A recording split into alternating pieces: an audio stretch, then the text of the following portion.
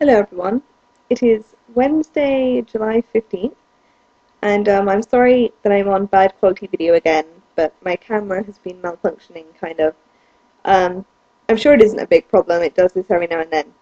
But here I am on um, a different medium today, I suppose. I don't know where Joanne was yesterday, but the word for this week was fighter. And rather than bore you, just talking about the obvious Foo Fighters for a whole video, I'm going more on the musical feuds sort of route. Now, considering fights with music, I see it as sort of two categories. You have internal band feuds and external band feuds. Internal band feuds, you have the classics, you have Lennon and McCartney, you have the very temperamental relationship between Simon and Garfunkel, Axl Rose versus everyone. There are relationship problems, such as in Fleetwood Mac with John and Christine McVie and Lindsey Buckingham and Stevie Nicks, and all the tension that was caused there. Similarly with ABBA and The Winner Takes It All, which I think is ABBA's best song, in my opinion, came out of a very horrible, bitter situation. Um, then you have the actual physical fights of the Kinks in about mid-60s, when they had some quite epic sort of actual fist fights on stage in their during their shows. And then you have external band feuds, such as the classic that has sort of gone down in rock music history, despite being regarded as largely fabricated, between Neil Young and Lynyrd Skynyrd, which pervades over a few songs, starting with Neil Young's Southern Man and Alabama, and Lynyrd Skynyrd's response with Sweet Home Alabama.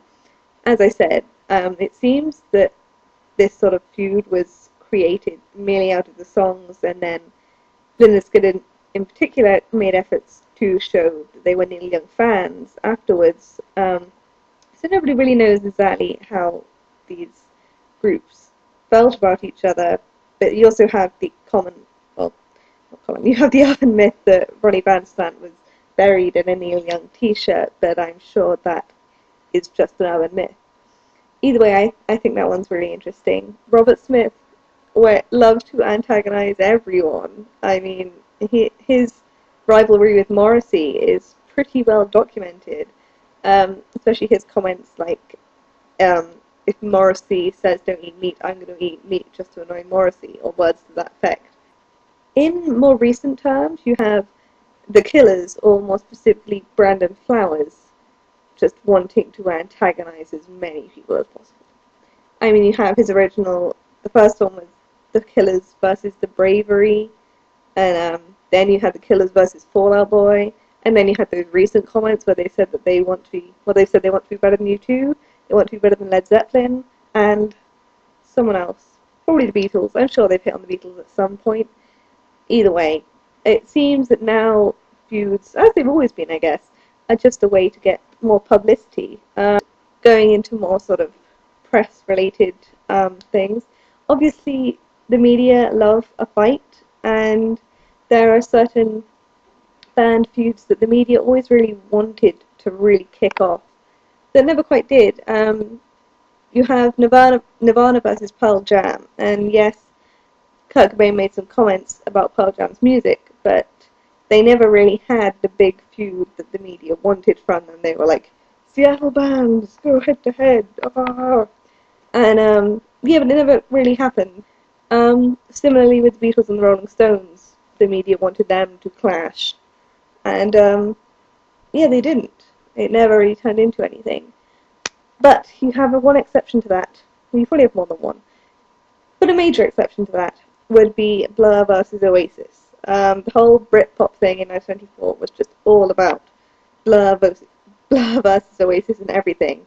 And obviously the Gallagher brothers like to play up to that, and so that was a feud that went on for a while, though more on the Gallagher's part than Damon Albarn's.